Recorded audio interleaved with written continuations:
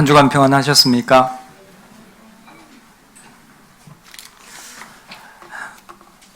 옆에 계신 분과 인사하겠습니다. 오늘의 인사말은 메리 크리스마스 인사하겠습니다. 메리 크리스마스.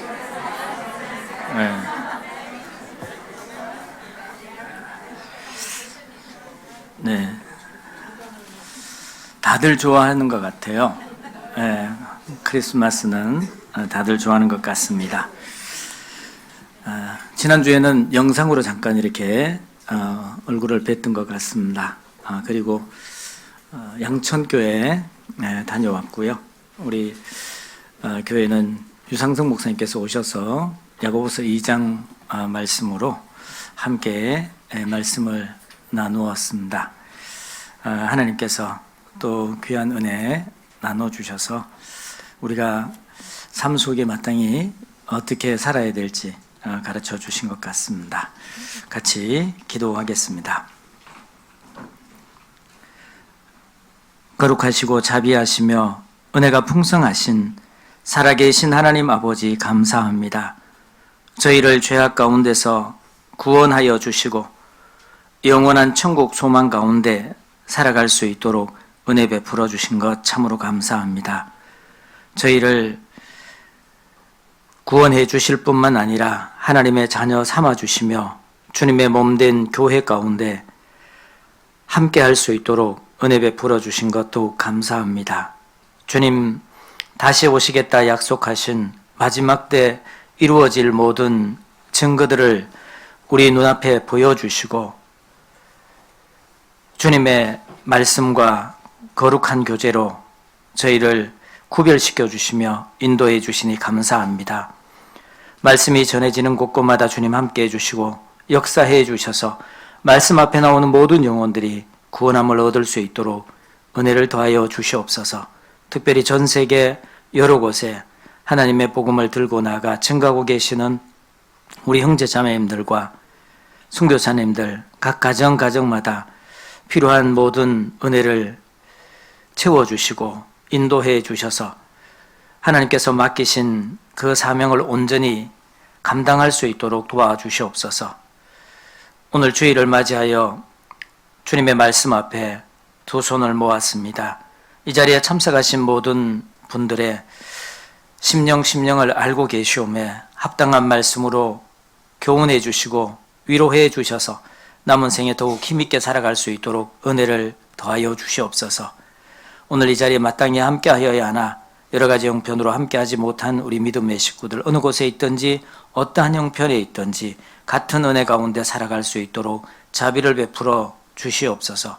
이 한 시간 허락하셨사오매 주님 뜻대로 인도하여 주시고 모든 이에게 은혜의 시간, 기쁨의 시간이 될 수 있도록 도와주시옵소서. 우리를 죄악 가운데서 구원하시고 영원히 함께 하시겠다 약속해 주신 고마우신 우리 구주 예수님의 이름으로 감사하며 기도드리옵나이다. 아멘. 네, 오늘 말씀은 누가복음 2장 8절부터 20절까지의 말씀입니다.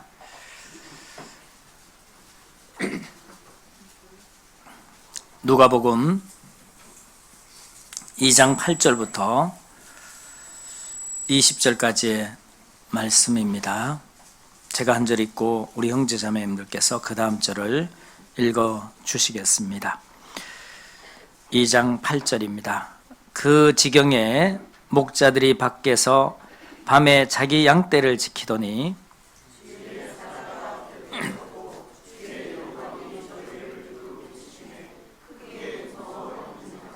천사가 이르되 무서워 말라.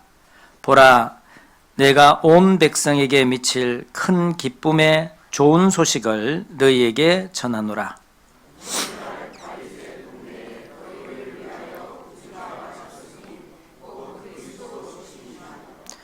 너희가 가서 강보에 쌓여 구유에 누인 아기를 보리니 이것이 너희에게 표적이니라 하더니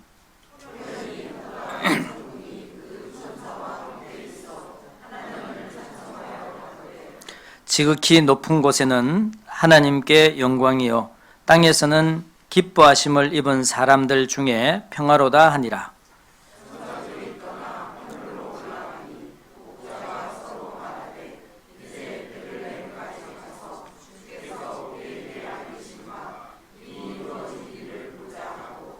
빨리 가서 마리아와 요셉과 구유에 누인 아기를 찾아서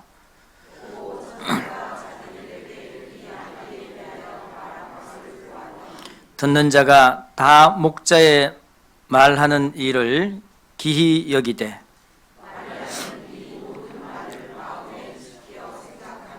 같이 읽겠습니다. 목자가 자기들에게 이르는 듣고 본 그 모든 것을 인하여 하나님께 영광을 돌리고 찬송하며 돌아가니라. 네. 우리가 알고 계시는 것처럼 오늘이 성탄 전날 크리스마스 이브입니다.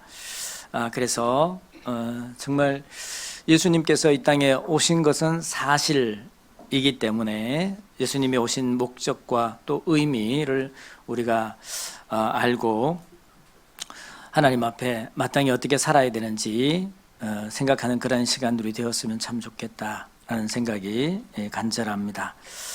그래서 오늘은 예수님을 기다리는 사람들 또는 예수님을 만난 사람들이라는 주제로 누가복음 2장 말씀을 통해서 함께 교훈을 받는 그런 시간이 되었으면 좋겠습니다. 예수님을 만난 사람들 이렇게 시간 순서대로 이렇게 생각을 해보면 물론 많지만 가장 먼저 만난 사람은 누굴까? 가장 먼저 만난 사람은 누구죠? 네. 가장 먼저 만난 사람, 예수님의 탄생 그리고 예수님의 소식을, 물론 예수님을 가장 먼저 만난 사람은 그 육신의 부모겠죠. 마리아와 요셉이겠죠. 그리고 그 탄생의 소식을 가장 먼저 들었던 사람들은 오늘 본문으로 읽었던 바로 이 목자들입니다. 그리고 그 이후에 보면 8일 후에 여기 보면 21절에 보면 할례할 8일이 되매 할례할 8일이 되었습니다. 그래서 예수님을 데리고 안고 그리고 이 예루살렘 성전으로 올라갑니다. 그때에 여기 보면 25절에 보면 예루살렘에 시므온이라 하는 사람이 있으니, 우리 시므온 많이 들어봤죠? 어디서 들어보셨어요? 시므온 찬양대, 바로 여기서 따온 겁니다. 아시죠? 시므온 찬양대. 왜 여기서 땄을까? 저도 시므온 찬양대라는 이름을 듣고 참 감사가 됐습니다. 여기에 그 다음 구절에 보면 같이 읽겠습니다. 이 사람이 못 찾으셨어요? 2장 25절 제가 다시 읽겠습니다. 예루살렘에 시므온이라 하는 사람이 있으니 이 사람이 의롭고 경건하여 이스라엘의 위로를 기다리는 자라. 성령이 그 위에 계시더라. 자, 여기에서 시므온이라는 사람이 성전에 들어갔을 때 이 시므온이라는 사람이 가장 먼저 예수님을 만났습니다. 그는 어떤 사람이냐? 이 사람이 의롭고 경건하여, 기억하시기 바랍니다. 의롭고 경건하여 이스라엘의 위로를 기다리는 자라. 이스라엘의 위로를 기다리는 분이었습니다. 그래서 이분이 그 아기 예수를 봤습니다. 그리고 또 누가 만났죠? 또 누가 만나냐면 36절에 보죠. 36절 또 아세 지파 바누엘의 딸 안나라 하는 선지자가 있어 나이 매우 늙었더라. 그가 출가한 후 7해 동안 남편과 함께 살다가 과부된 지 84년이라. 이 사람이 성전을 떠나지 아니하고 주야에 금식하며 기도함으로 섬기더니 마침 이때에 나와서 하나님께 감사하고 예루살렘의 구속됨을 바라는 모든 사람에게 이 아기에 대하여 말하니라. 바로 이 바누엘의 딸 안나라는 사람이 예수님을 만났습니다. 그리고 그 다음에는요. 그 다음에는 우리가 알고 있는 것처럼 마태복음 2장에 있는 것처럼 이 동방박사들이 만납니다. 동방박사들이 만나고 난 다음에는 예루살렘에 소동이 일어나죠.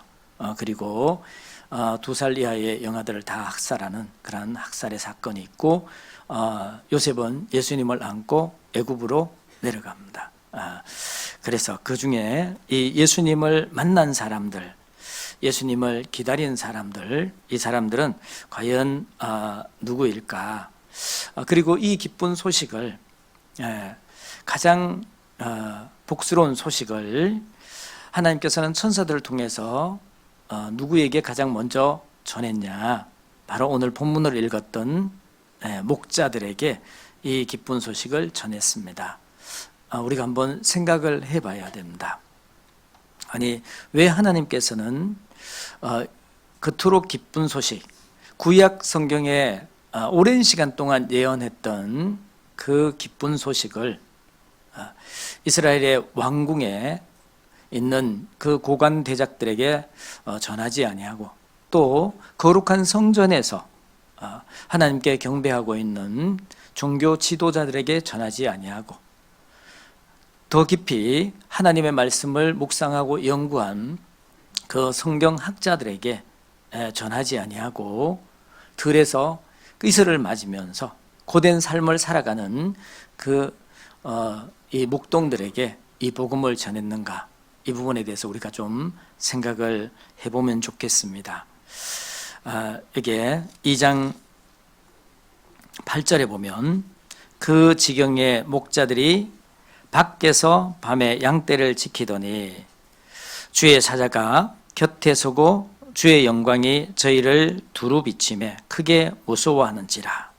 자, 가장 먼저는 왜 목자들에게 천사들이 하나님의 그 기쁜 소식을 전했는가? 이 부분에 대해서 한번 생각을 해보면 좋겠습니다. 왜 그랬을까요? 그 당시에 많은 부류의 사람들이 있었고, 많은 그 직업군들이 있었는데, 하필이면 당시에 가장 이렇게 천대시 받았던 그 목자들에게, 목동들에게 이 기쁜 소식이 가장 먼저 전해졌을까? 한번 생각을 해보면 좋겠습니다. 이것을 통해서 우리가 오늘을 살아가는 그리스도인들의 삶의 태도를 우리는 배울 수 있어야 됩니다. 왜냐하면 우리도 다시 오실 그 메시아를, 예수님을 우리가 기다리고 있는 그런 그리스도인들입니다. 그렇죠? 그러지 않은가 봐요. 그냥 크리스마스만 기다렸지 주님은 기다리지 않는가 봐요. 네, 주님을 기다리는 삶을 살았던 그 목동들의 그 삶, 그 삶을 통해서 우리가 한번 생각을 해보면 좋겠습니다. 그 당시에 목동들, 그러면요, 많은 목동들이 있었을 거예요. 그렇죠? 멀리에서도 양떼를 치는 그런 목동들이 있었고, 가까이도 있었을 겁니다. 그런데 그 베들레헴과 예루살렘 사이에 그 언덕에서 양떼를 먹이던 그 목동들에게 이 말씀이 먼저는 전해졌습니다. 왜 그랬을까? 한번 생각을 해보면 좋겠습니다. 우리가 성경을 읽을 때에 그냥 아무 생각 없이 이렇게 읽어 넘어가면요, 그러면 얻을 것이 아무것도 없습니다. 한 번쯤은 생각을 해봐야 됩니다. 하나님과 가까이 하나님을 섬기고 있는 사람들, 그러면 당연 거룩한 성전에서 이 하나님의 역사 가운데 주도적으로 섬겼던 종교가들이죠. 그들을 배제하고, 그리고 정말 하나님의 말씀을, 구약 성경을 깊이 있게 연구했던 수많은 성서학자들이 있었습니다. 그런데 그들을 배제하고 하나님께서는 저 들판에서 양떼를 지키는 목동들에게 하나님의 말씀을 먼저 전했습니다. 왜 그랬을까요? 제가 2006년도에 성지순례를 갔다 왔습니다. 꽤 오래됐네요. 2006년도에 갔다 왔는데 그 일정이 이집트 카이로로 들어가서 그리고 홍해를 지나서 수에즈 운하를 지나서 그 이스라엘 타바 국경을 지나서 유대 광야를 지나서 예루살렘으로 들어가는 그런 일정이었습니다. 그래서 예루살렘에 들어가서 이스라엘의 볼 것을 이렇게 자세히 보는 그런 일정이었는데 그 일정 가운데서 베들레헴을 가는 그런 일정이 있었습니다. 그런데 그 베들레헴은 들어갈 때요, 타바 국경을 지날 때 정말 시간이 많이 걸렸거든요. 왜냐하면 거기 이집트와 이스라엘 국경이기 때문에 들어가는데 뭐 하나하나 다 검사를 합니다. 우리는 그냥 엑스레이 검색 때 통과하면 끝이잖아요. 그런데 통과해서도 그 가방 하나하나를 다 풀어요. 그래가지고 옷까지도 다 이렇게 털어봅니다. 얼마나 시간이 많이 걸렸는지. 그런데 그 베들레헴을 들어갈 때도 그 국경을 지나가거든요. 이스라엘 이 팔레스타인 땅에 있는 이스라엘 땅에 있는데, 근데 그 지역만 우리가 알고 있는 것처럼 팔레스타인 자치 구역입니다. 그래서 거기에 넘어갈 때는 똑같이 국경을 통과하는 것처럼 그런 이 검색을 마쳐야 됩니다. 어렵게 검색을 마치고 들어갔습니다. 그런데 거기에 들어가서 이제 예수님의 탄생의 그 교회도 보고요. 그리고 그 탄생교회 가면은 지금도 이렇게 생각하는데 뭐 둥그렇게 이렇게 홀이 이렇게 뚫어져 있어요. 그리고 위에는 이렇게 별 모양의 것들이 이렇게 달려 있는데 그것이 14개, 14각의 은별이 있습니다. 그리고 찾았던 곳이 목자들의 교회가 있습니다. 목자들의 교회가 있는데 여기에 본문에 나오는 그 지역입니다. 베들레헴 동쪽으로 약 한 2km 떨어진 언덕 위에 위치한 이 지역이었는데 이 지역이 원래의 이름은 베닷게렘이라는 그런 이름을 가지고 있습니다. 베닷게렘 기억하시기 바랍니다. 그리고 지금 현재 행정명으로는 라못 라헬이라는 그런 이름을 가지고 있습니다. 그 지역에 이 목자들이 있었던 거예요. 그래서 지금도 목자들의 교회라고 거기에 세워져 있습니다. 그러면 우리가 이 목자들이 과연 누구인지를 한번 생각을 해보는 거예요. 한번 찾아 들어가 보는 겁니다.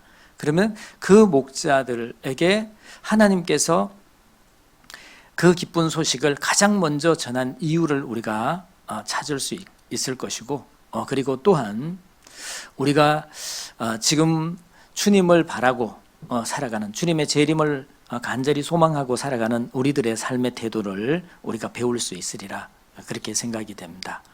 그래서 주님을 만났던 그런 사람들, 기다리던 사람들의 그 특징 중에 하나가 바로 시몬이라는 이 사람을 통해서 이렇게 이야기하고 있습니다. 누가복음 2장 25절에 보면 예루살렘에 시몬이라 하는 사람이 있으니 이 사람이 의롭고 경건하여 이스라엘의 위로를 기다리는 자라. 자, 이 사람이 의롭고 경건한 사람이었어요. 그리고 나머지 분들은 그 특징에 대해서 뚜렷하게 이렇게 나타내 보여주지 않고 있습니다. 목자들은 밤에 이 들에서 양떼를 지키고 있었고, 그리고 안나라는 여인은 결혼한 지 7년 만에 이 과부가 되고 84년 혼자 살았습니다. 그리고 성전을 떠나지 아니하고 주야에 금식하며 기도하는 그런 삶을 살았다라고 우리에게 밝혀주고 있습니다. 그런데 이것만 가지고는 사실은 예수님을 기다리는 사람들, 예수님을 만났던 그 사람들의 그 삶의 특징을 보기가 어렵습니다. 그래서 이 목자들이 있던, 그리고 그 목자들은 과연 누구였을까 생각을 해보게 되면 그 옛 지명이 베닷게렘이라고 그랬죠. 베닷게렘이라고 이야기를 했는데, 베닷게렘이라는 그 단어가 이 가장 최근에 나온 그런 단어가 어디에 있냐? 느헤미야에 나옵니다. 느헤미야 3장입니다. 구약 성경 느헤미야 3장. 에스라 앞에 느헤미야, 에스라 앞에 뒤에 느헤미야입니다. 느헤미야 3장 14절입니다.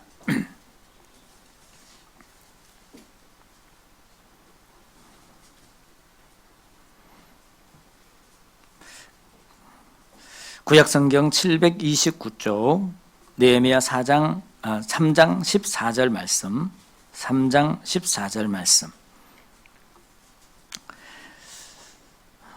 같이 읽겠습니다. 분문은 베낫게렘 지방을 다스리는 레갑의 아들 말기야가 중수하여 문을 세우며 문짝을 달고 자물쇠와 빗장을 갖추었고, 우리가 잘 알고 있는 것처럼 이 바벨론 포로에서 돌아온 이 이스라엘 백성들이 그 지역을 맡아서 그 성벽을 중수했습니다. 재건을 했습니다. 그때에 바로 이 분문 지역, 분문이라는 문은 어떤 문이냐? 죄송합니다. 아침부터 분자가 똥분자예요. 똥분자. 그러니까 그 지역은 예루살렘 성에 있는 각종 그런 오물들이 이렇게 나가는 문이에요. 이것이 분문이거든요. 우리 서울에도 이 성이 있죠. 한성이 있잖아요. 그 한성에도 문이 있죠. 그 문을 제가 조사를 해보니까 홍인지문, 돈이문, 숭례문, 숙정문. 혹시 아는 문 있으세요? 아는 문이 없네. 이게 서울의 4대 문입니다. 홍인지문이 동대문입니다. 돈이문이 서대문입니다. 숭례문이 남대문입니다. 숙정문이 무슨 문이에요? 북대문이에요. 서울에 더 많이 사셨는데 그러네. 그리고 그 4대문 사이사이에 바로 이렇게 작은 문들이 있습니다. 그래서 동소문, 지금 회화문 쪽에 있는, 그리고 광희문, 소희문, 창희문은 봤죠. 이런 문들이 사이사이에 있습니다.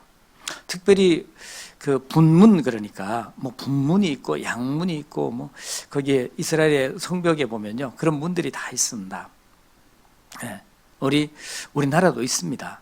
사실은 찾아보니까요 광희문, 이것을 수구문이라고 이야기하는데요, 이것을 다른 말로 시구문이라고 이야기합니다.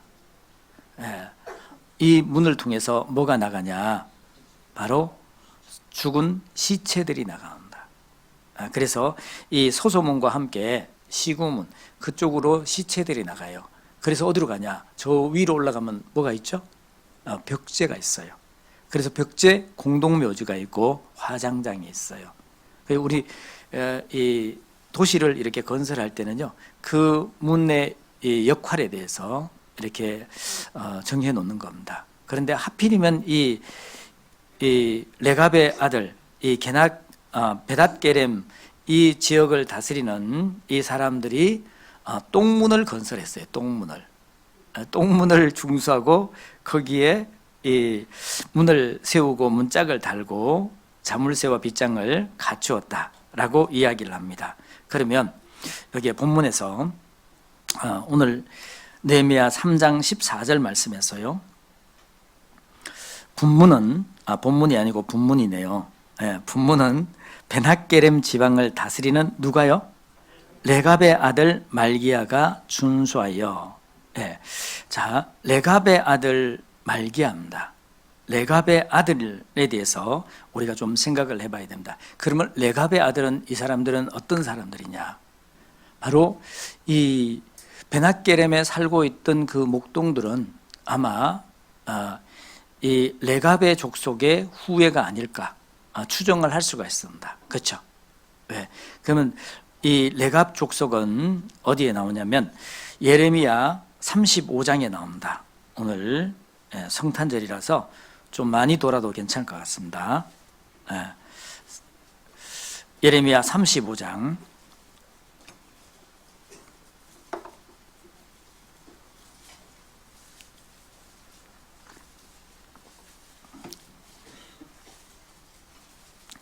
35장 5절입니다.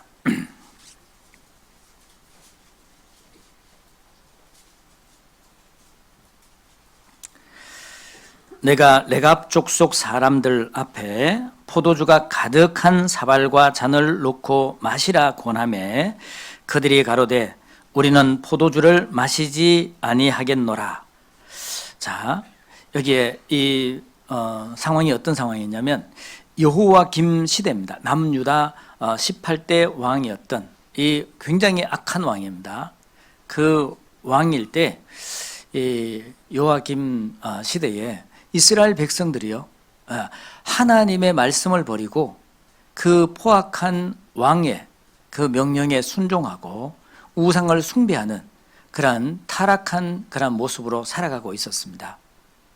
그때에 하나님께서 예레미야 선지자를 통해서 너는 이 레갑 족속들, 레갑의 후손들을 모아서 한 방에다가 다 모아놓고 그리고 그 그릇에 가득 담긴 포도주를 그 앞에다 다 둬라. 한 사람 한 사람 앞에 다 둬라. 그리고 마시라고 강권해라. 그렇게 명령을 냈습니다. 그래서 레갑 집안에 있는 사람들을 다 모았습니다.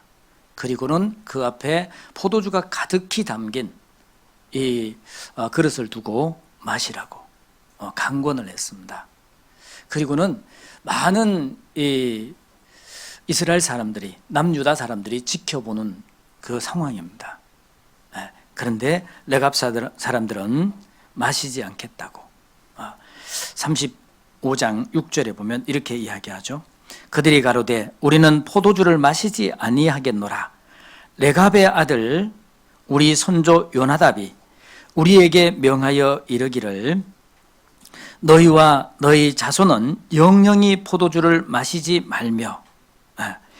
바로 요나답의 그 레갑의 손조 요나답이 너희는 너희뿐만 아니라 너희 후손들은 영영이 포도주를 마시지 마라 라고 명령을 했습니다. 그런데 놀랍게도요, 이 요나답이라는 이 사람은 지금 예레미야 시대부터 약 300년 전의 사람들이에요. 그 조상들이 그들에게 당부했던, 명령했던, 금지했던 그 포도주를 300년이 지난 이 시점에도 그들은 마시지 않는 거예요. 이러한 삶을 모습을 보고 하나님께서 그들을 교훈해 주는 겁니다. 그들의 모습을 부끄럽게 하는 거예요.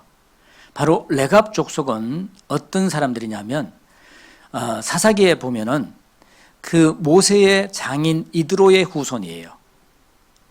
모세의 장인 이드로의 후손이에요.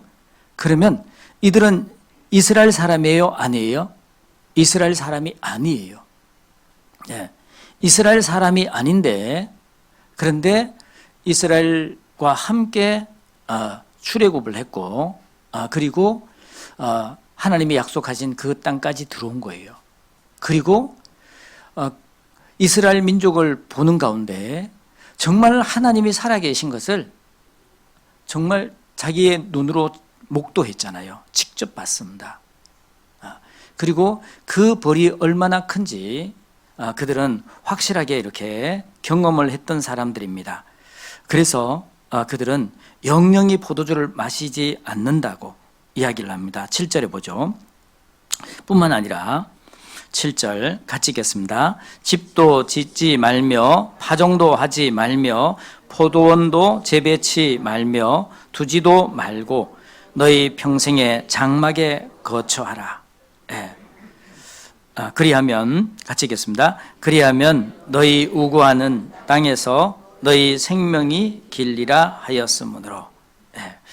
자, 이들이 하나님의 그 명령을 불순종하고 하나님의 이 전에다가 우상을 갖다 놓고 그렇게 섬기고 있는 남유다 백성 앞에 정말 구별되이 살아가는 이 레갑 족속들의 그 모습을 보여주는 거예요. 얼마나 부끄럽겠습니까? 그들은 알고 있습니다.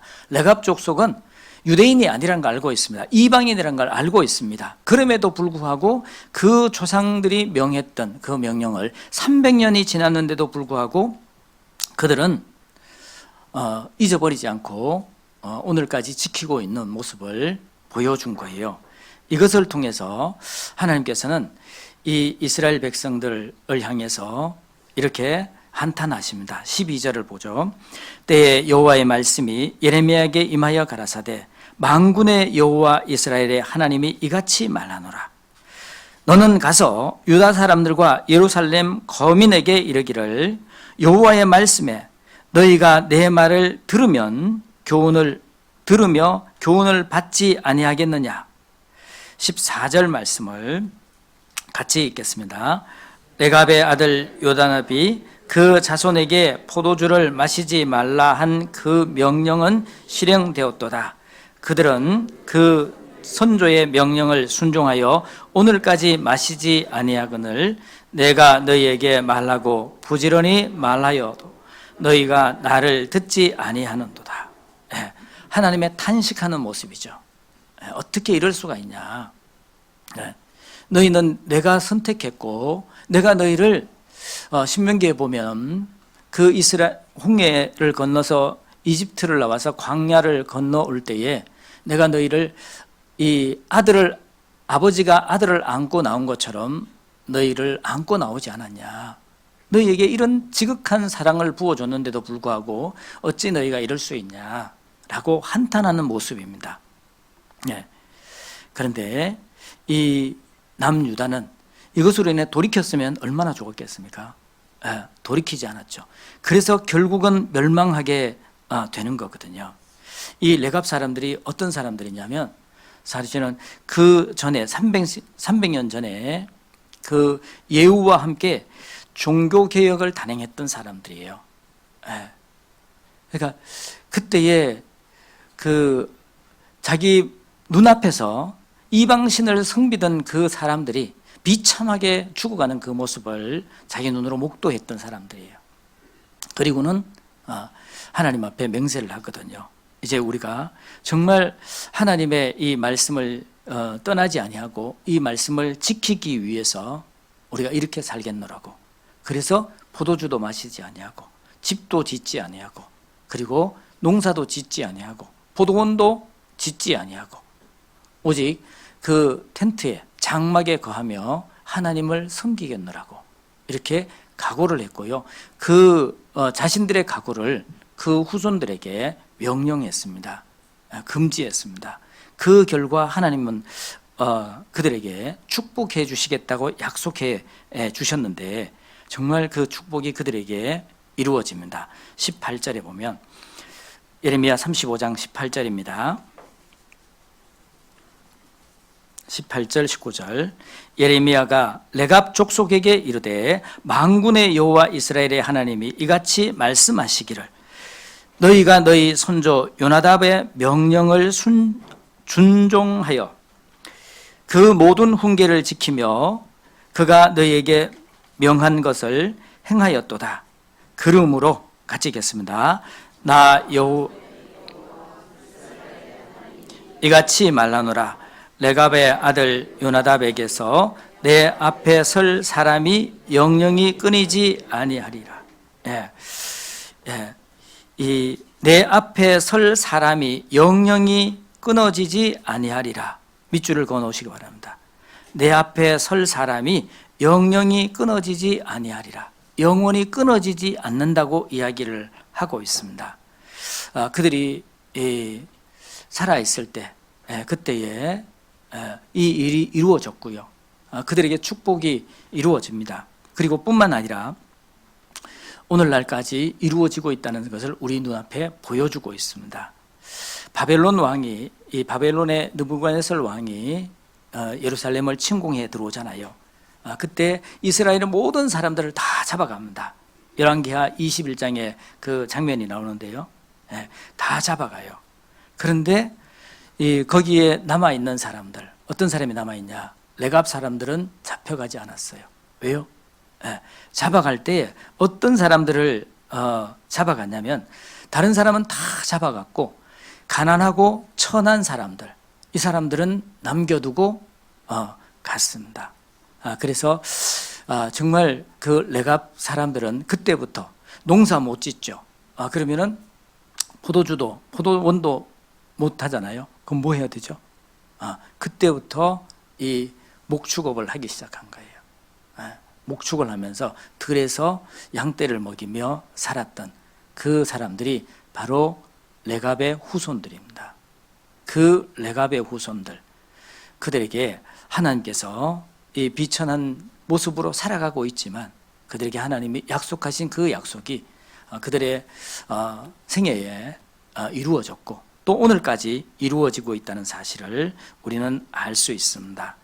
우리가 한번 생각을 해보면 좋겠습니다. 비록 레갑의 후손들, 예후와 함께 그 종교 개혁을 단행했던 사람이에요. 그러면 지위가 어느 정도 높았던 거거든요. 그 당시에. 그럼에도 불구하고 하나님을 섬기기 위해서 스스로 자처해서 천한 직업군으로 들어갔고 거기에서 정말 힘든 그 나날들을 보냈지만 하나님의 그 약속을 믿고 그 약속이 이루어지기를 간절히 바라는 사람들이었어요. 그 사람들이 바로 레갑의 후손들입니다. 그들에게 명령했던 그 명령을 다시 한번 이렇게 보면은 뭐라고 명령하셨냐면 예레미야 35장 6절 말씀입니다.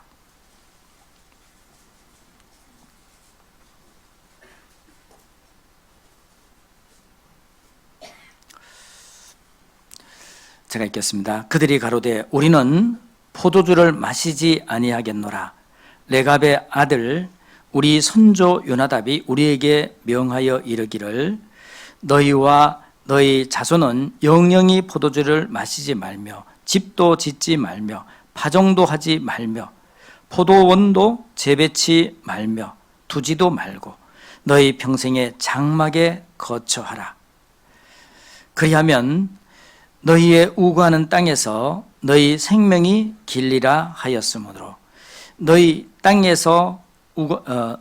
우거하는 땅에서 너희 생명이 길리라. 그들의 삶 평생의 생애에서 이루어졌잖아요. 바벨론이 침공해서 들어와서 모든 사람을 잡아갔을 때 그때의 레갑의 후손들은 잡혀가지 않았습니다. 남는 자가 되었거든요. 정말 우리가 한번 생각을 해볼 것은 하나님께서 그들에게 왜 이 모습을 보여주냐. 그들은 그 후손들에게 왜 포도주를 영영히 마시지 말라고 했냐. 이유가 뭘까요? 그 당대에는 이스라엘 사람들은 다 포도주를 마셨어요. 그런데 왜 포도주를 마시지 말라고 이야기했을까? 절제된 삶을 살아란 겁니다. 이 포도주를 먹다 보면 그 정말 신선한 포도주 먹을 수도 있지만 먹다 보면요 알코올기가 섞여 있는 포도주 먹을 수 있어요. 그죠? 그러고 보니까 제가 찔리네요. 제가 강원도에 있을 때 구역 모임을 갔습니다. 꼴짝이 찾아서 이제 그 어떤 어머니 집에 들어갔는데 시내에서 한 30분 정도 차를 타고 들어간 구역 모임을 다 마쳤습니다. 그러니까 뭐 그 어머니들 시골의 어머니들은 구역 모임 하면 잔치죠. 그렇게 막 해놨습니다. 그리고도 못내 아쉬워서 우리 목사님에게 정말 귀한 것 대접해야 되겠다고. 그래서 김치 냉장고 저 밑에 묻어놨던 귀한 것을 꺼냈어요. 복분자 이 주스예요. 복분자 주스.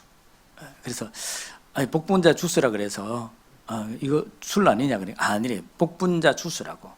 그래서 꺼냈습니다. 그러니까 굉장히 차갑게 됐겠죠. 그래서 이 그 맥주컵에다가 한 컵을 따랐습니다. 그리고 찬 그런 맛에 벌컥벌컥 먹어버렸어요. 한 3분의 2 정도를 먹고 나니까 알코올 기운이 싹 도는 거예요. 큰일 났다 이거. 먹지 말라 그랬는데 먹었어요. 어떻게 해야 돼요? 이제 운전을 해서 교회로 돌아가야 돼요. 약 1시간 정도 운전해서 교회를 돌아가야 되는데 가다가 잡히면 어떻게 되죠? 신문에 나죠. 예, 교회 목사 음주운전 발각되다. 큰일 났습니다. 그래서 거기서 한참을 웃었어요, 형제들하고. 그래서 그때도 이야기했어요. 레갑의 족속은 영영이 포도주 마시지 말라 그랬는데 이렇게 목사가 타락해서 되겠냐고. 그때에 참 공경을 치렀는데요. 아마 이 레갑, 이 요나답은 알고 있었던 것 같아요. 그래서 영영이 포도주를 마시지 마라. 그리고 집을 짓지 말며 그랬죠. 집을 짓지 마라. 왜 집을 짓지 말라 그러죠? 집을 짓지 말고 그리고 씨를 뿌리지 말라 그랬죠. 이유가 뭘까요? 이 땅에다 소망을 두고 살지 말라는 거예요. 이 세상에 마음을 두고 살지 말라는 겁니다. 많은 교훈이 되는데 사실은 우리의 삶을 돌아보면 그렇지 못하잖아요. 우리는 이 세상에 얼마나 많은 미련을 두고 사는지 몰라요. 얼마나 많은 이 소망을 묻어놓고 사는지 모릅니다. 레갑 족속을 보면서 정말 그들은 그 다시 오실 주님을 바라봤잖아요. 초림하실 주님을 바라봤습니다. 그래서 19절에 보면 그렇게 이야기하죠. 레갑의 아들 요나답에게서 내 앞에 설 사람이 영영이 끊어지지 아니하리라. 내 앞에 설 사람이 영영이 끊어지지 아니하리라. 이 약속을 그들에게 주신 겁니다. 우리도 역시 그렇잖아요. 우리야말로 정말 영원한 천국의 소망을 가지고 사는 사람들입니다. 이 땅에 소망을 둘 이유가 없는 사람들이에요. 그렇죠? 영원한 천국. 오늘 우리가 살다가 주님 앞에 간다 하더라도 영원한 천국에 가고 1년 뒤에 우리가 죽는다 하더라도 영원한 천국에 가는 게 확실하잖아요. 그렇잖아요? 확실치 않다면 1월 달에 준비되어 있습니다. 그때 한번 다시 확인해 보시기 바랍니다. 다른 건 몰라도 정말 영원한 소망, 천국 소망에 대한 것은 확실해야 되거든요. 이 이스라엘의 레갑 족속들은 이방인이지만 하나님 앞에 하나님의 그 행하시는 역사를 보고 하나님의 약속이 반드시 이루어진다는 것을 그들은 알고 있었습니다. 그 변하지 않는 그 곳에 소망을 두고 사는 것이 가장 현명한 삶이란 것 그들은 알았습니다. 그래서 자신들도 포도주를 마시지 않고 그 후손들에게도 자신들도 집을 짓지 않고 씨를 뿌리지 않는 것처럼 그 후손들에게도 그렇게 살지 말라고. 우리가 한번 생각을 해보죠. 우리 시대에 우리 자녀들에게 얼마나 많은 소망을 걸고 삽니까? 이 세상에서 정말 잘 됐으면 좋겠잖아요. 물론 잘 돼야죠. 열심히 해야 됩니다. 학생들은 정말 그 맡은 이 일이 공부기 때문에 열심히 하셔야 돼요. 공부는 왜 하냐? 더 넓은 세계를 보기 위해서 공부하는 겁니다. 좋은 곳에 취직하기 위해서 돈을 더 많이 벌기 위해서 공부하는 게 아니에요. 공부는 더 넓은 세계를 보기 위해서. 사실은 우리가 역사를 모르면 그동안에 우리의 조상들이 어떻게 살아왔는지 모릅니다. 세계를 모르면 사실은 우물 안에 개구리가 됩니다. 그러기 위해서는 우리가 공부를 해야 되는 게 맞아요. 그래서 더 많은 사람들을 만나야 되고 더 많은 사람들에게 이러한 복음을 전해야 되는 게 맞잖아요. 그러기 위해서 공부하는 거예요.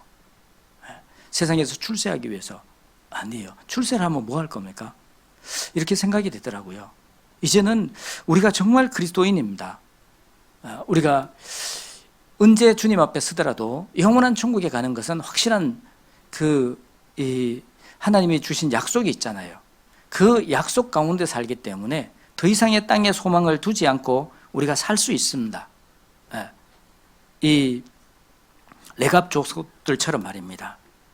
오직 위의 것을 생각하고 위의 것을 추구하며 사는 그런 정말 멋진 그런 삶을 우리는 살 수 있습니다. 그들에게 하나님께서 가장 기쁜 소식을 가장 먼저 전했던 거예요. 바로 그 목자들은 이 레갑 족속들이었습니다. 레갑의 후손들이었습니다. 하나님께서 그들에게 보여준 거예요. 자, 이 목동들에게 하나님께서 가장 먼저 기쁜 소식을 전해줄 그런 충분한 이유가 있잖아요. 왜? 그들은 기다리는 사람이었어요. 그렇기 때문에 언제부터요? 오래전부터 요나답 시대부터 그 기다리던 사람이에요. 누구를요? 메시아를 기다리던 사람이에요. 메시아를 기다리던 사람이었기 때문에 하나님께서는 그들에게 이 기쁜 소식을 전해준 거예요. 우리가 구원받은 이유는 우리가 정말 공고한 가운데, 인생의 공고함을 경험하는 가운데 영원한 위로를 받기를 원했습니다. 이스라엘의 위로를 기다리는 자라, 시므온이 그랬잖아요. 우리 역시 그랬습니다. 하나님의 위로, 이스라엘의 위로, 다윗의 위로를 기다리던 사람들이었어요.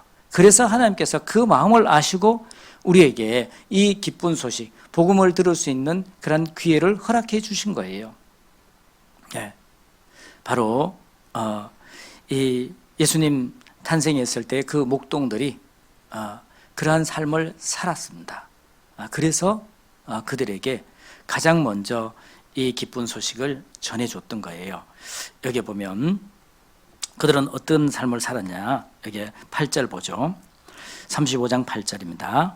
우리가 레갑의 아들 우리 선조 요나답의 우리에게 명한 모든 말을 순종하여 우리와 우리 아내와 자녀가 평생의 포도주를 마시지 아니하며 거처할 집도 짓지 아니하며 포도원이나 밭이나 종자도 두지 아니하고 장막에 거처하여 같이 읽겠습니다. 우리 선조 요나답의 우리에게 명한 대로 다 준행하였노라. 명한 대로 다 준행하였느니라. 여기에 밑줄을 그어 놓으시기 바랍니다. 명한 대로 다 준행하였노라. 명한 대로 다 준행했습니다. 그렇게 살아갔기 때문에 그들에게 하나님께서 정말 이 하나님의 그 기쁜 소식을 그들에게 전할 수 있도록 하나님이 은혜를 베풀어 주신 겁니다. 이들이 하나님 앞에 이러한 삶을 살게 된 것은 그들의 선조들의 그 명령이 있었습니다. 우리도 역시 마찬가지입니다. 우리의 믿음의 선조들의 명령이 있습니다. 이 땅의 것을 생각지 말고 위의 것을 생각하라고. 이 땅의 것은 잠시 잠깐이면 다 지나가는 것이라고. 지나가기 때문에 우리가 거기에 마음을 두고 살아서는 안 됩니다. 그리고 여기에 다 준행했습니다. 그러자 하나님께서 이 준행할 뿐만 아니라 여기에 이렇게 이야기하죠. 11절 그러나 바벨론 왕 느부갓네살이 이 땅에서 올라왔을 때에 우리가 말하기를 갈대아인의 군대와 수리아인의 군대가 두려운즉, 그다음 같이 읽겠습니다.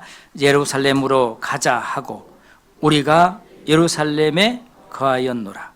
자, 이 느부갓네살 왕이 쳐들어왔을 때에, 그 군대들이 들어왔을 때에 우리가 한번 생각을 해보죠. 예루살렘으로 가자. 두려운데 예루살렘으로 가는 거예요. 여러분 이해가 되세요? 이 우리나라에 전쟁 났을 때 이 피난은 어디로 가요? 어디로 가요? 가능하면 적이 쳐들어올 그런 위험이 없는 곳으로 가겠죠. 그렇죠? 근데 이들은 어디로 갔어요? 예루살렘으로 가자 하고 우리가 예루살렘에 거하였노라. 예루살렘으로 갔어요. 여러분 예루살렘으로 간 이유가 뭘까요?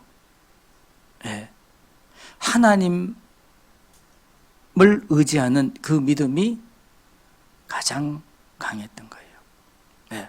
위험이 찾아왔을 때 우리는 누구를 의지하냐? 무엇을 의지하냐? 우리의 삶의 태도가, 우리의 믿음의 정체성이 드러나게 되어 있어요. 적군이 쳐들어왔습니다. 가장 안전한 곳으로 가야 되잖아요. 그런데 그들은 어디로 가고 있어요? 예루살렘으로 가자. 예루살렘에는 하나님의 도성입니다. 하나님이 지켜주시는 성이에요. 그들은 믿었습니다. 확실하게 믿었습니다. 그리고 예루살렘에 가서 그들이 거하였습니다. 그 성에 들어가서 거하다가 그리고는 어떻게 했죠? 예루살렘 그 지역에서 변방에서 양떼를 키우며 살았습니다. 그래서 그 이후에 예루살렘에 하나님께 제사를 지낼 때마다 많은 양들이 필요했죠. 그 양들은 누가 키웠죠?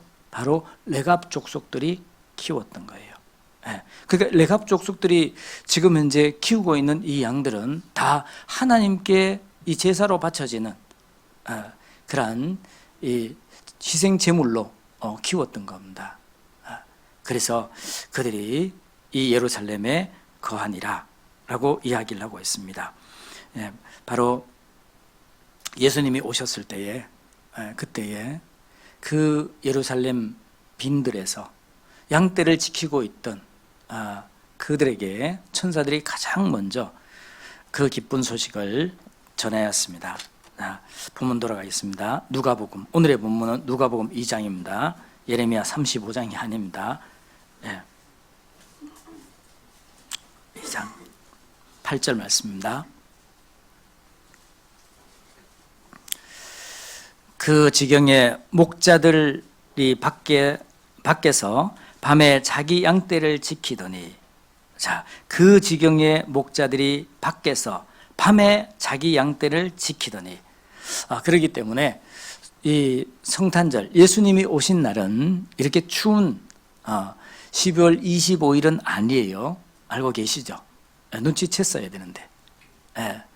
이때 보면은 이 그 늦봄, 초여름 아니면 초가을 이 정도 된다고 이야기를 합니다. 그래서 성사학자들에 따라서 조금씩 다른데, 아무튼 이 정황상 봤을 때 이렇게 추운 겨울은 아니라는 거죠.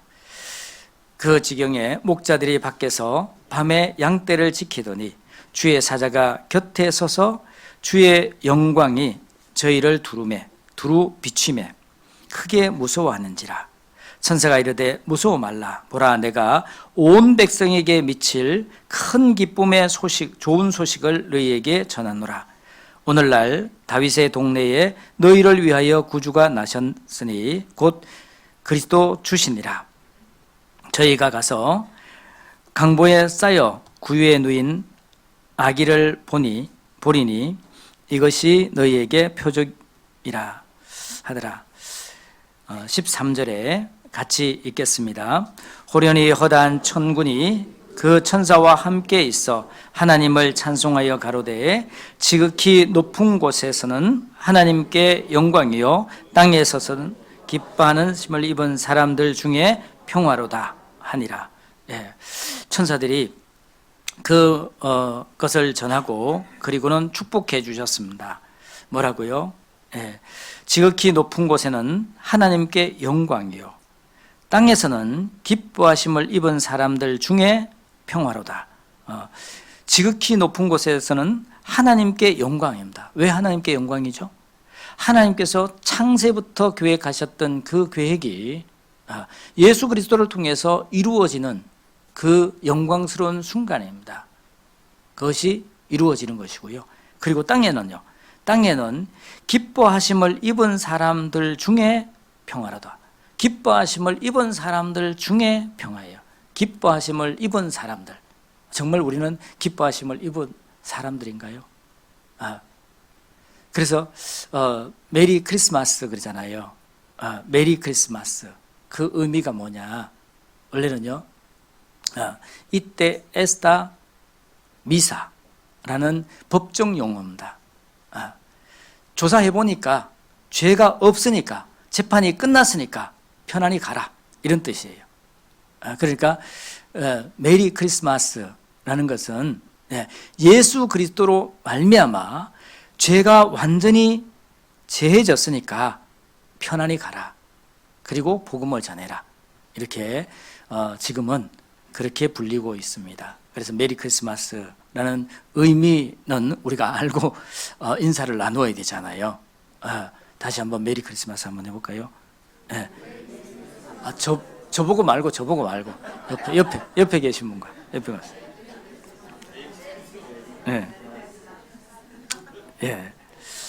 바로 지극히 높은 곳에서는 하나님께 영광이요 땅에서는 기뻐하심을 입은 사람들 중에 평화로다.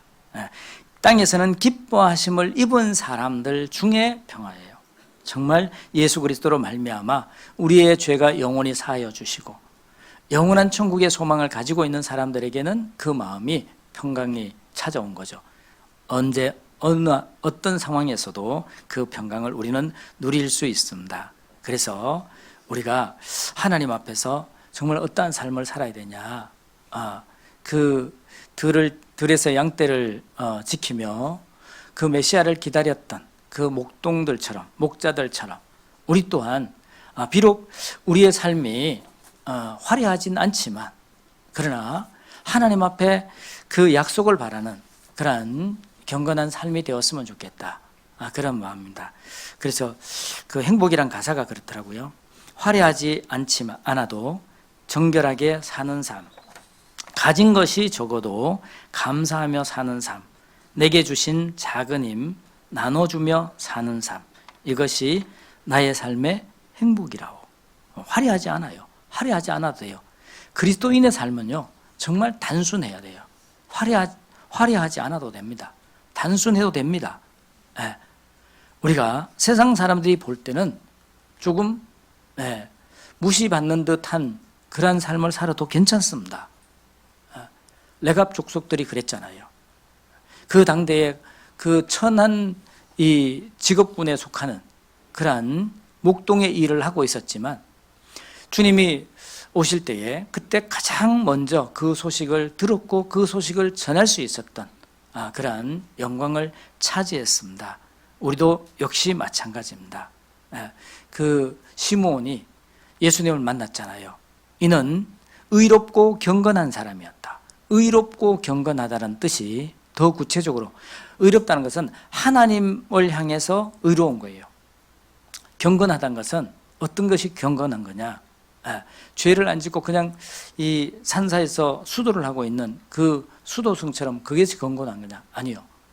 하나님께서 우리에게 의롭다, 옳다라고 인정하는 그 일을 이루기 위해서 어떠한 수모와 어떠한 고난도 꿋꿋하게 이기며 나가는 그 모습, 그것이 경건한 모습이에요. 적극적인 그런 이 신앙생활, 이것이 경건한 모습이에요. 그들은 그렇게 했잖아요. 그 목동들이, 레갑의 후손들이요, 얼마든지 세상으로 나아가서 호화호식할 수 있었잖아요. 그럼에도 불구하고 다 버렸죠. 그리고 오직 하나님께서 그들에게 준 그 조상들이 명했던 그 명령을 붙들고 세상 사람들에게 무시를 당할지라도 늘 하나님을 향해서는 부자였습니다. 하나님을 향해서 소망을 두고 살았습니다. 그래서 천사들이 가장 먼저 그 목자들에게 찾아왔습니다. 우리도 그러한 삶이 되었으면 좋겠습니다. 이제는 우리가 정말 화려한 삶을 사는 것이, 세상에서 화려한 삶을 사는 것이 잘 사는 거냐? 꼭 그것만은 아니라는 거죠. 주님 만날 수 있는 그런 삶, 주님으로부터 그 칭찬을 받을 수 있는 삶, 그런 삶을 사는 것이 하나님 앞에 정말 영광스러운 삶이라는 사실을 우리가 기억하면 좋겠습니다. 고린도후서 7장 1절입니다.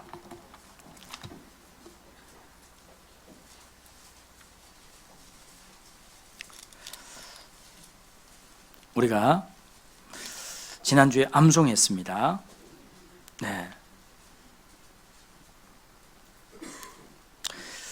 같이 암송하신 분은 암송하고요. 한번 읽어보겠습니다. 그런즉 사랑하는 자들아, 이 약속을 가진 우리가 하나님을 두려워하는 가운데서 거룩함을 온전히 이루어 육과 영 온갖 더러운 것에서 자신을 깨끗게 하자. 이 하나님을 두려워하는 가운데서, 하나님을 두려워하는 가운데서 거룩함을 온전히 이루어. 거룩함을 어떻게 온전히 이룰 수 있냐? 하나님을 두려워하는 가운데 우리가 늘 하나님 앞에 사는 삶이에요. 정말 주님이 언제 오실지 우리는 알 수는 없지만 당장 오늘이라도 주님 오시면, 오늘 우리 성도 교제방마다 주님 오시면 너무너무 좋겠는데, 그죠? 끝나고 오면 어떻게 될까요? 청년들 아마 2차가 있을 것 같은데 거기에서 주님 맞이하면 부끄러울 수 있죠. 그러니까 주님, 우리가 함께 할 때, 주님을 찬양하고 있을 때, 그때 주님을 만날 수 있는 그런 영광을 가지면 얼마나 좋을까라는 생각이 듭니다. 그래서 히브리서에도 이 사도 바울께서 이렇게 이야기합니다. 히브리서 12장 1절입니다.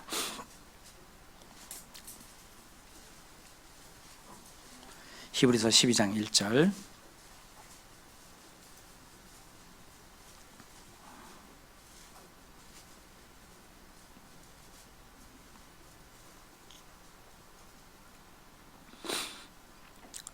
같이 1절, 2절 말씀 같이 읽겠습니다. 이러므로 우리에게 구름같이 둘러싼 허다한 증인들이 있으니 모든 무거운 것과 얼매기 쉬운 것을 벗어버리고 인내로서 우리 앞에 당한 경주를 경주하며 믿음의 주여 또 온전케 하신 예수를 바라보자. 저는 그 앞에 있는 즐거움을 위하여 십자가를 참으사 부끄러움을 개의치 아니하시더니 하나님 보좌 우편에 앉으셨느니라. 네. 여기에 우리에게 이렇게 이야기하죠. 우리에게 구름같이 둘러싼 허다한 증인들이 있으니, 증인들이 있습니다. 레갑의 후손들이 그러했고요. 뿐만 아니라 하나님 앞에 의롭게 살았던 모든 믿음의 조상들은 그러한 삶을 살았습니다. 우리가 알고 있는 아벨도 역시 씨를 뿌리지 않았죠. 하나님께 제사 드릴 때 양새끼 한 마리 잡아서 제사 드렸잖아요. 목자 일을 했습니다.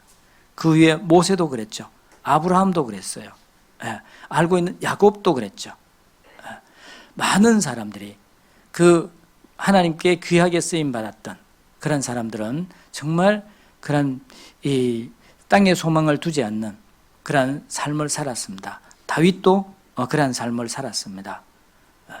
우리가 알고 있는 이 바울도, 사도 바울도 이 나그네 인생을 살았잖아요. 그런 삶을 살 것을 이야기하고 있습니다. 가장 먼저는 예수님께서 그러한 본을 보여주셨잖아요. 여기에 이렇게 이야기하죠. 12장 1절 중반절에 모든 무거운 것과 얼매기 쉬운 것을 벗어버리고 인내로서 우리 앞에 당한 경주를 경주하며 믿음의 주여 또 온전케 하신 이인 예수를 바라보자. 예수님을 바라보란 겁니다. 저는 예수님은 그 앞에 있는 즐거움을 위하여 십자가를 참으사 부끄러움을 개의치 아니하시더니 앞에 있는 즐거움을 위해서 십자가를 기꺼이 지셨습니다. 그 저주의 십자가, 참혹한 십자가, 그 고통의 십자가를 기꺼이 지셨습니다. 이 부끄러움을 개의치 아니하셨습니다. 십자가에서 예수님의 온 몸이 벌거벗겨졌잖아요. 그럼에도 불구하고 개의치 않았습니다. 무엇을 위해서요? 바로 하나님께서 예수님을 통해서 이루실 그 구원을 미리 보셨기 때문에 그래요. 우리도 역시 마찬가지입니다. 오늘을 살아가는 우리들에게 진짜 필요한 건 뭘까? 많은 물질일까? 아닙니다. 정말 하나님으로 만족하고 하나님의 그 은혜로 기뻐하며 하나님께서 우리에게 주신 그 영원한 소망을 바라보며 그 소망을 고대하며 사는 삶, 이 삶이 하나님 앞에 가장 행복한 삶이고 가장 올바른 삶이라는 거죠. 그래서 이제는 주님 앞에 갈 때까지 정말 이 심플하게 살았으면 좋겠습니다. 그리고 그 삶은 어렵지 않습니다. 여러분, 농사 짓는 것은 굉장히 어려워요. 목동들, 양을 치는 목동들은요, 그렇게 어렵지 않아요. 한번 익혀놓으면 그 양들이 하나님께서 주시는 그 양식을 먹고 자라잖아요. 그쪽으로 인도만 하면 되거든. 그러한 삶을 살았습니다. 그래서 이 예수님이 초림하실 때에 그 예수님의 기쁜 소식을 천사들로부터 가장 먼저 전해들었던 그들은 누구냐? 그들은 바로 목자들이었습니다. 자, 누가복음 2장입니다.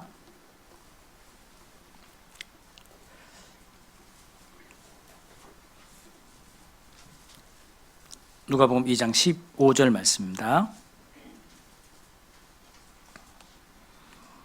천사들이 떠나 하늘로 올라가니 목자가 서로 말하되 이제 베들레헴까지 가서 주께서 우리에게 알리신 바 이루어진 일을 보자 하고 빨리 가서 마리아와 요셉과 구유에 누인 아기를 찾아서 보고 천사가 자기들에게 이 아이에 대하여 말한 것을 고하니 듣는 자가 다 목자의 말하는 일을 기이 여기되 마리아는 이 모든 말을 마음에 지켜 생각하니라.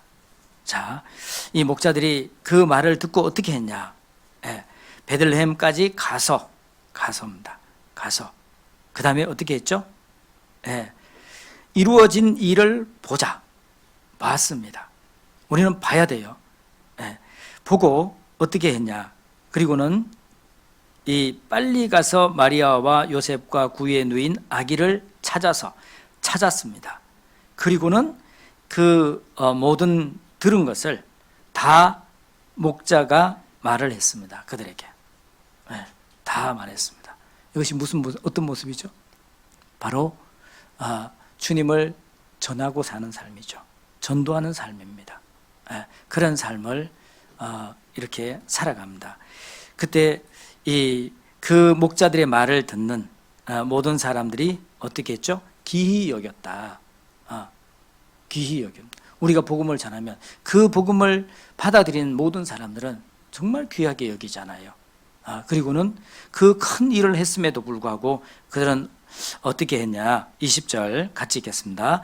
목자가 자기들에게 이르던 바와 같이 듣고 본 그 모든 것을 인하여 하나님께 영광을 돌리고 찬송하며 돌아가니라. 하나님께 영광을 돌리고 찬송하며 다시 그 자리로 돌아갔습니다. 자기의 이 원래 삶터로 돌아갔습니다. 이것이 바로 주님을 기다리는 사람들의 모습, 주님을 기다리는 사람들의 삶의 태도라고 우리가 볼 수 있습니다. 우리도 주님 오실 때까지 주님이 허락하신 그 은혜에 만족하고 정말 주님 다시 오실 것을 고대하고 주님 빨리 오시면 좋을까요? 천천히 오시면 좋을까요? 네? 어떤 분은 빨리 오시면 좋겠다고. 그러면 남아있는 가족들의 영혼은 어떻게 하죠? 빨리 오시면? 포기하고 가시게요? 그럴 수는 없잖아요. 전해야 되죠. 여기서 그러잖아요. 이제 베들레헴까지 가서 그 목자들이 있는 곳에서 베들레헴까지는 약 2km입니다. 2km. 그 밤에 아마 갔을 것 같아. 밤에 2km의 그 길을 가는 겁니다. 많은 위협을 무릅쓰고 그 당대는요 사실은 그 도적들이 굉장히 많습니다. 그러한 것을 무릅쓰고 가서 주께서 우리에게 알리신 바 이루어진 일을 보자 하고 정말 하나님께서 우리에게 말씀하신 게 정말 이루어졌는지 보자. 그리고는 어떻게 했죠? 빨리 가서 이 아기를 찾아서 보고 듣는 모든 것을 자기들이 듣고 본 모든 것을 그들에게 전했습니다. 그들이 귀히 여겼다라고 이야기합니다.